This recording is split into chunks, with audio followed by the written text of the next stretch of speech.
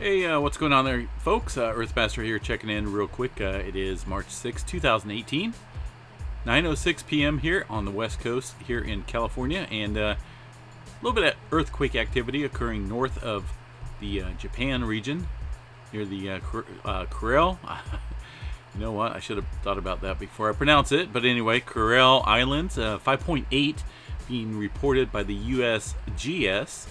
Now I know right here on the earthquake 3D globe we're seeing a 5.0. Looks like they upgraded it to a 5.8, which is good. So a little bit of activity. I did see this thing pop up on the seismograph stations there in the Japan station, the Japan one. And so, a little bit of activity over there on the northwestern section of the Pacific Plate. Very interesting activity there. 29 kilometers below the surface. I want to jump over here and show you guys another map here. This here is from the USGS, and this is the specific location where they're putting the epicenter at. You can see it right here, Kuril Islands. Hopefully I'm pronouncing it, but please... go ahead and put me in check if I pronounce it wrong. So I'm just going to call it northeast of Japan. That way I don't get in trouble. But anyway, yeah, you can see the area up here, just pretty close to the island of Japan down here. And of course, we all know that a lot of activity can take place down here in this region as far as large scale earthquakes go. And hopefully that's not the case. But anyway, 29 kilometers for this 5.8 earthquake. And checking the California map here real quick. I'm not going to do a complete update here, just a little real quick one. Right there, I was seeing the activity this morning near Gilroy. Let's bring it down here. Let's see here. I could have swore I've seen a couple more earthquakes there than these that the USGS is showing this morning, but maybe not. 3.6 or 3.3 looks like may have been the largest one near Gilroy, but we're seeing kind of an increase in activity along this section of the well, I believe it's connected close to the San Andreas Fault system here. Let me double check here and see exactly if it's just off. Well, it looks like it may extend off of the shoot. Let me look here real quick and get a better detail for you guys.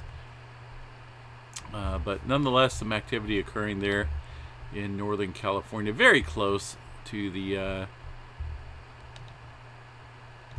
San Andreas Fault system there, folks. Here's a nice little map I like to use. Zoom in. The San Andreas Fault system, this big line right here, the darker color red, extends up here west of San Jose through the big city of San Francisco. And so this one here looks like it's on the Calaveras Fault section, the southern end of it. I know we were watching for some activity on the northern end sometime last week, but now we're seeing some activity pick up here on the southern section of the Calaveras Fault zone. Hayward Fault system is over here, I believe. Let's see where to go. Calaveras. There's a bunch of fault systems here, folks. It's just a spider web of destruction if this thing ever decides to go here. The northern section of the Calaveras Fault system and the Hayward Fault section right there is very capable of producing some large earthquakes there. And there's a Hayward right here, and it should extend into this area underneath the ground here. But anyway, enough of that. I don't want to go into too much detail in regards to the activity there, but nonetheless, a little bit of activity occurring south of the San Francisco Bay Area region in California, Central California. And taking a look at let's refresh this trimmer map here real quick and show you guys the activity that's occurring in Central Oregon region. Here's a real-time interactive trimmer map. Once again, I do like to show this when we have activity occurring on the Cascadia subduction zone. And this here is in Central Oregon region. Near, well, whoa, I could have swore. Okay, that's kind of weird. I could have swore I seen activity really closer to Eugene when I was on here. Now it's well south of Eugene. Okay, what's going on? Let me double check here. Let's go over here to real-time trimmer and check and see if they're, let's go 48 hours. Okay, see, yeah, that's what I'm seeing here. So I was seeing the activity really close to Eugene, which is now dropped off, I guess. Let's go 24 hours and see. Okay, so that's a 2-day. This here is the, pretty much the last 2 days right here, guys. So a lot of activity. We did see some in Northern California. Now it's kind of just extending up through Oregon, on this map right here that you can see, and mostly around Eugene area, south of there as well, in the beautiful state of Oregon. Some interactive or some trimmer detection being picked up. It's just been one of those days. That's what happens when you get 0 sleep, 0 hours of sleep after working numerous night shifts. Not healthy. Not good on the mind, not good on the body, not good on the soul. So yeah, it's just something needs to change here real soon. But so anyway, yeah, a little bit of activity, folks, being picked up there. So anyway, I'm gonna jump back here to the live stream before I trip all over my words, and let's get back here to the normal size. And once again, still keep an eye on this region up here in the northern or north of Japan area.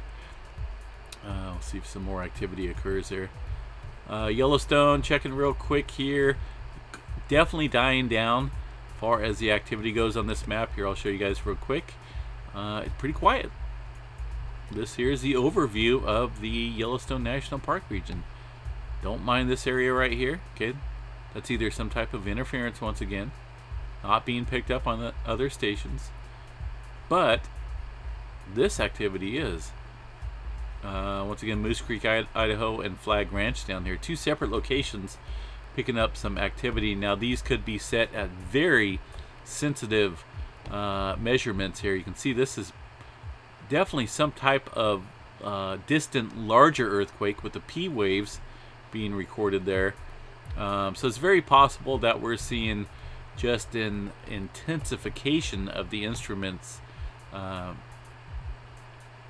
being turned up right there for those specific stations down here.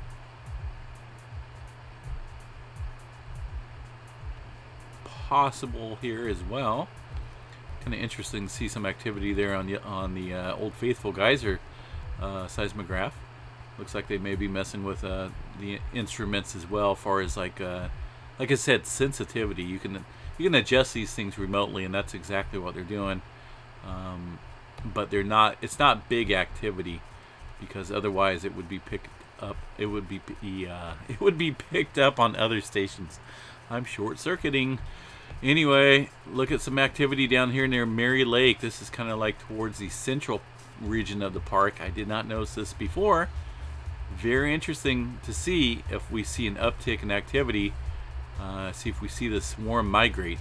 Definitely activity, because it was being reported and picked up on Norris Junction, and also over here towards Boar Hole. You can see a couple little spikes here as well. A couple smaller ones, but may have to keep an eye on this, see what happens. But anyway, folks, man, I gotta get out of here, get some oil for my brain, and hopefully get some sleep tonight.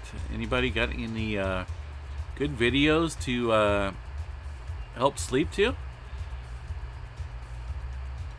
Let me know. Peace out.